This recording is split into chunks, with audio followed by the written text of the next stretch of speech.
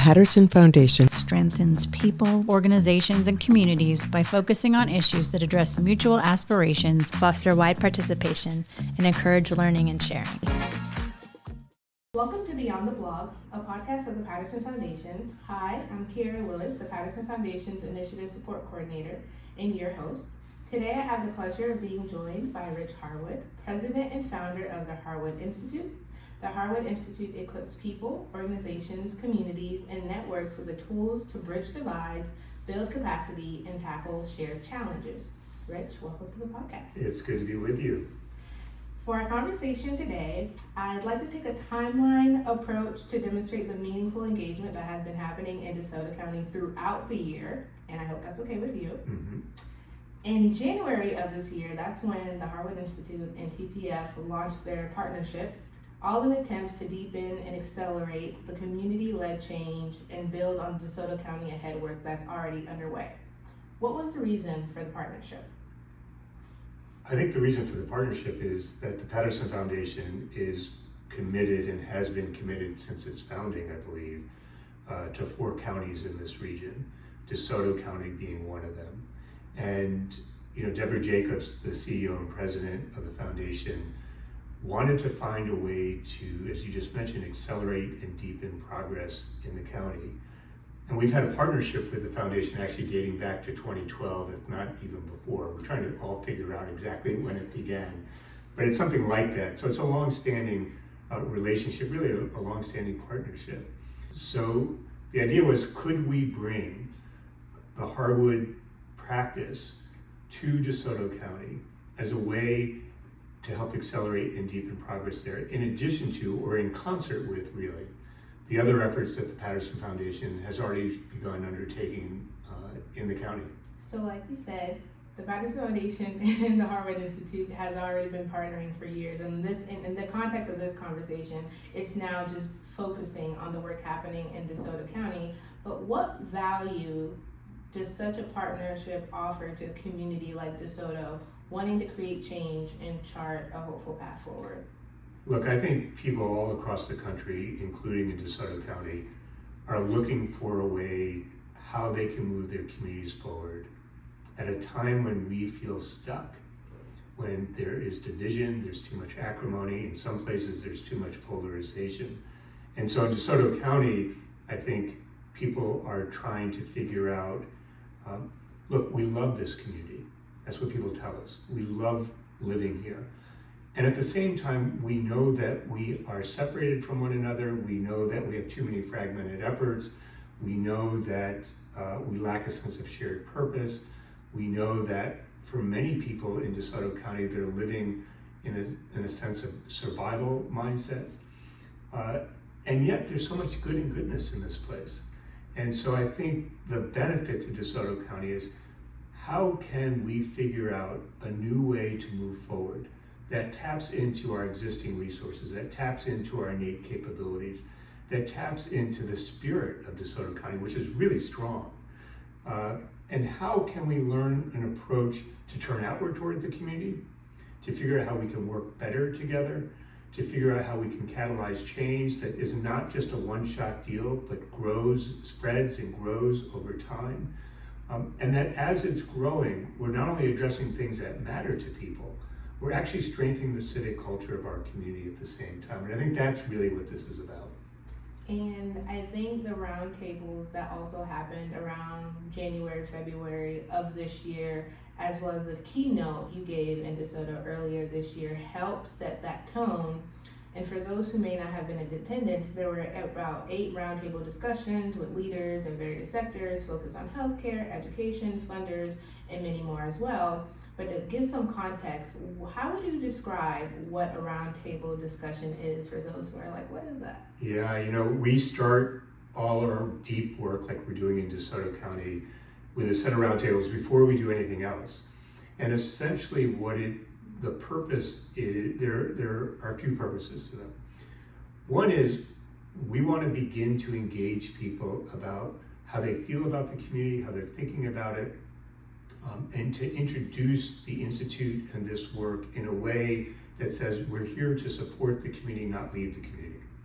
That says This is an entreaty. We talk at the Institute a lot about entreaties, that this is an entreaty to join together to move forward, to help people discover, in a sense, or to name that they already have things going on in the community. They already have capabilities. They already have capacities that can be tapped to move forward. And to help folks begin to articulate in a safe way that while there is a lot of goodness and there are a lot of good things, that people believe that they can do better, that they want to do better, that there's a yearning within them that they want to tap into and express and make real. And so these initial roundtables, which some people would say, well, why are you spending so much time doing this? Why are you investing the effort in this? And I'd say, because we want to not tell people how we're going to do this. We want to show people. We want them to experience what this approach is about. And we want to do that up front.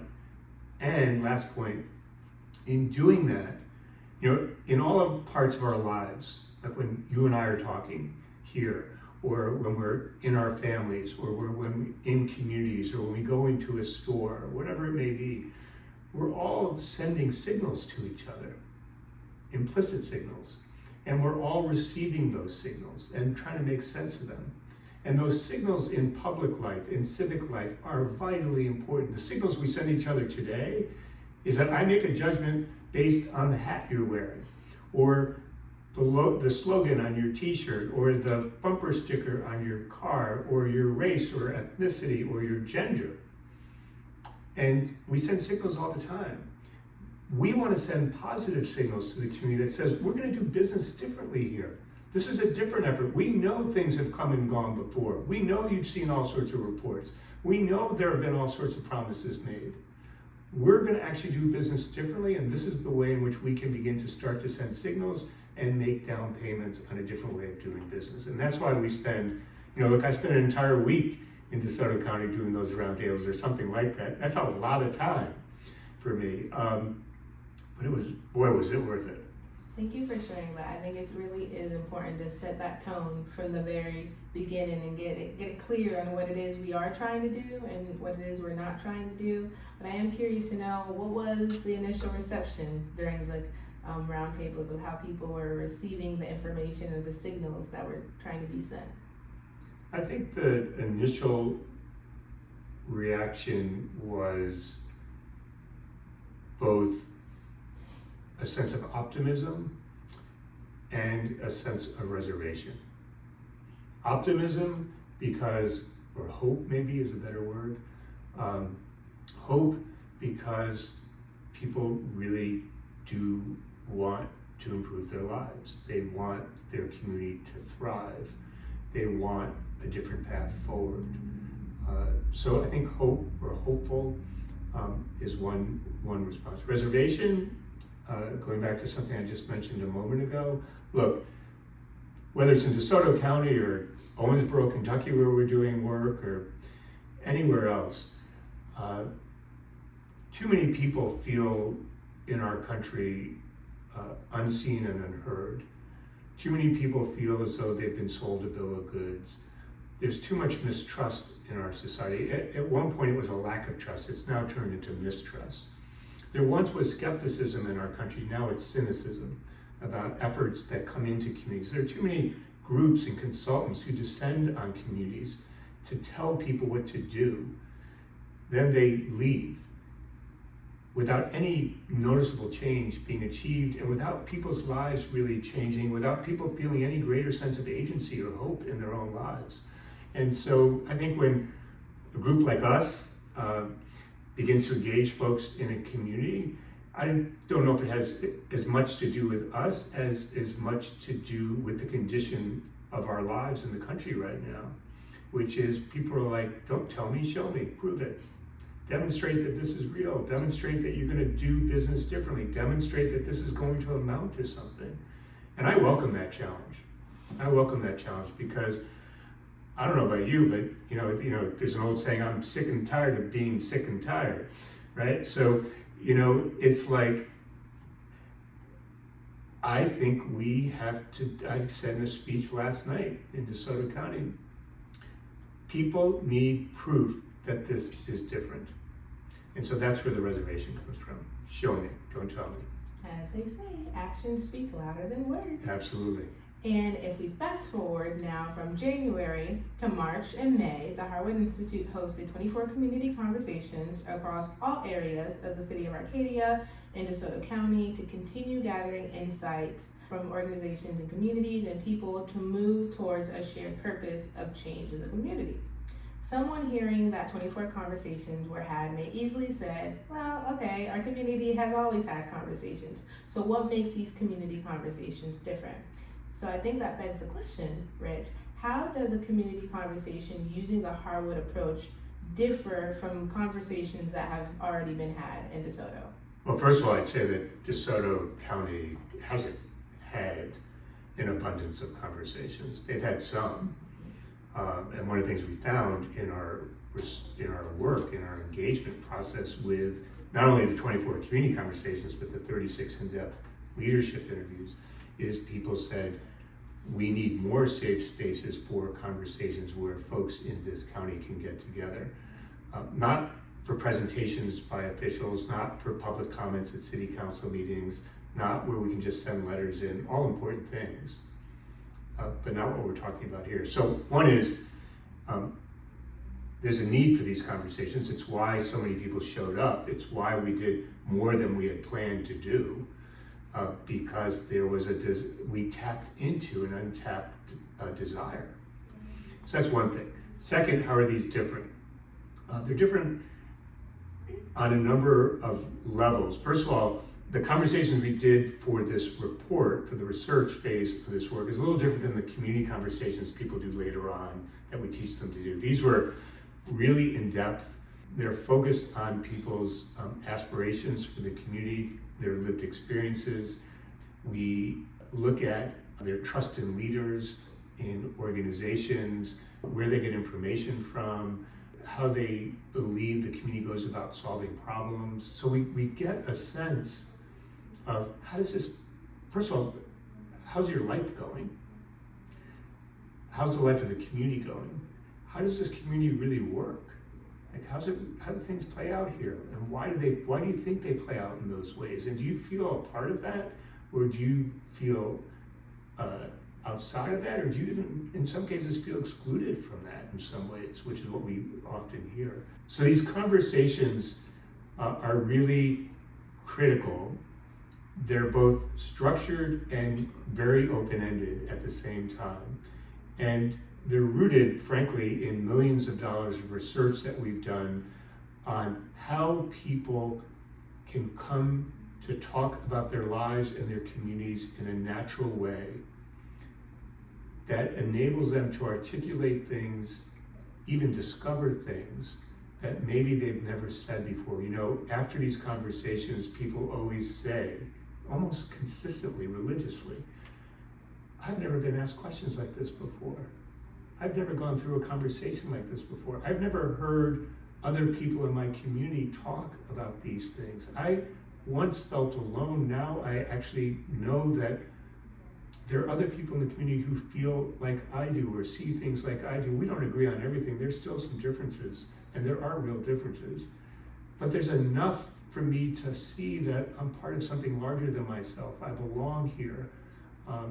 And these conversations help people to see that the things that they're talking about are actionable, doable, and achievable if only we can find ways to come together. Last thing.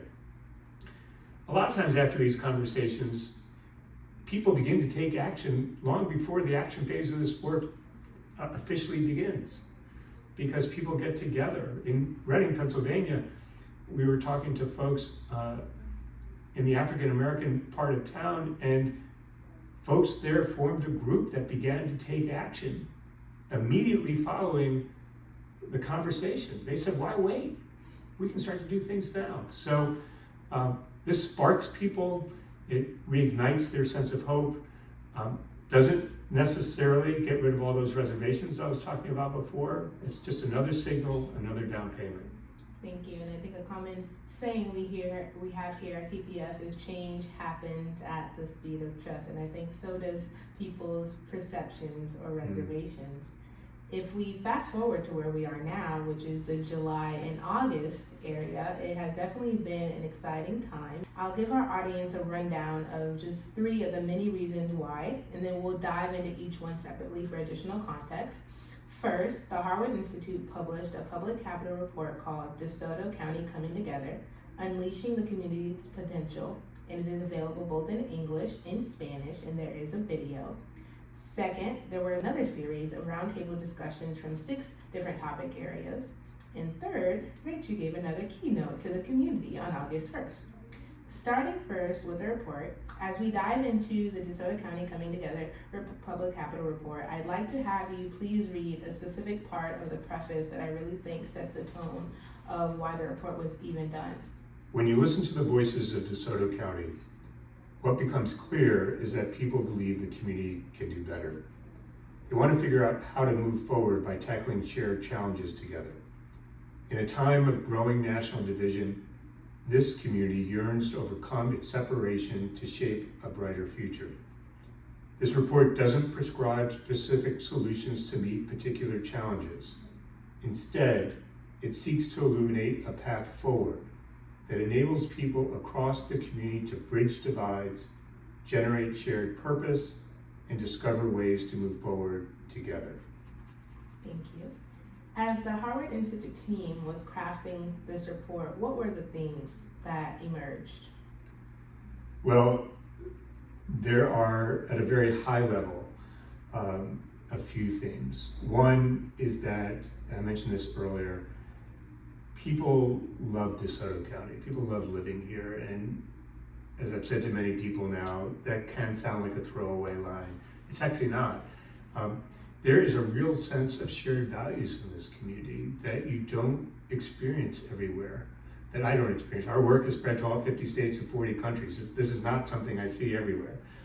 People love the small town feel. They love how close-knit it is. They love that people help each other. You know, there's a lot of good and goodness in this community. There are a lot of good organizations and networks already doing good work. And they're all identified, or many of them are identified in the report. So I think those are the building blocks for moving forward. I think another major theme is that while this community has much to build on, there's some real underlying challenges in the community. And that is that while it's a close-knit community, that cuts 2 ways. Yes, it's close-knit, but it's close-knit in pockets. So let's say there's 72 churches in this community. And we know, in America at least, Wednesday night and Sunday mornings when people go to church is the most segregated moment in America. So people are separating into their individual churches. People are separated by where they live. They're separated by who they know. They're separated by race and ethnicity. They're separated by income. And so this community has a challenge. When you have shared challenges that you need to address, what does it mean to address them when actually people are so separated? What does it mean to address them when leaders there tell us that while they have a lot of good efforts, they're fragmented? What does it mean when people tell us, this is the word they use, not that we assigned to the community, that so many folks in DeSoto County have a survival mindset, which means that they're really hunkered down. They may be anxious. They may lack trust in other folks. And so when you've got separation and survival combined, that makes it very difficult to engage with people and to work collectively. So I think that's a second major theme, right? First one is people love it. The second one is there are these underlying challenges. The third major theme is, I often say to people, all our strategies, programs, and initiatives are really important. The Institute has them, the Patterson Foundation has them, we all have them. That's how work often takes its form. But we often become obsessed with them and think that if we can just sort of nail those, get those right, we'll all be in good shape. But what I've discovered in the 35 or 40 years I've been doing this work now is that the biggest predictor about whether or not a community moves forward is the health of its civic culture. So this is the third thing, that DeSoto County needs to invest more in strengthening its civic culture. the leaders that it has, the organizations that bring people together to catalyze change, the networks that they have. They have networks, but they're not inclusive enough. The norms of interaction. You were asking me before about how these conversations were different than others. There is not a robust ethic of authentic conversation in the community where people actually get together and work through things together. So a sense of shared purpose. This community lacks a sense of shared purpose. So the good news, I tend to look at the glass as always being half full, not half empty. The good news is this. There are real things to build on. The community understands that it's separated and that people are in a survival mindset. No one resisted that when we talked about it. People said, thank you for mentioning it. And we know how to build these civic culture aspects. They're all actionable. So the last piece of good news, which may get ahead of ourselves, people want to work on this. People want to work on this. I know you want to talk about the roundtables, so I can talk about it there, but people want to work on this. And during the keynote and during the roundtables, it was an opportunity for people to share how they received the report. So you are more than welcome to segue into that and share what was the reception that people had from this recently released report. Well, if I can, Yeah. Let me just say why we do the roundtables. You asked me about the initial set. People might say, my God, you did a second set? What's up with you guys? And I'm about to publish a book on this, about how you catalyze change in this initial phase. And we talk there, and in DeSoto County, the second round of roundtables is to make another entreaty to people.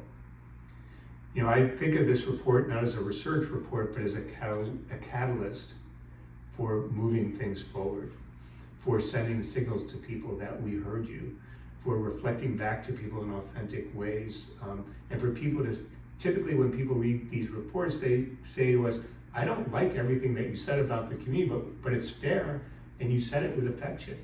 And to me, that is the best thing they can possibly say. So these roundtables were another entreaty to say, here's what we found, here's what people told us, what do you make of it? And what do you think we should do? Those are the two questions we asked. And those are pretty soft questions, but they're an entreaty for people to step forward. So what we found in the roundtable was people became not just hopeful, which I was mentioning before, they became activated.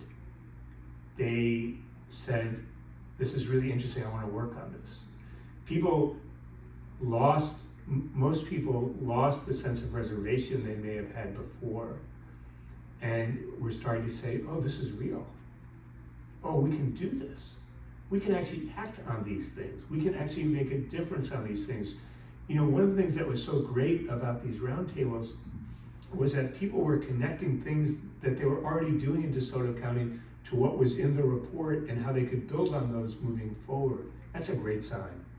That's a wonderful sign, because it means that they're beginning to recognize that they already have capabilities, they already have agency, they already have some resources that can be used.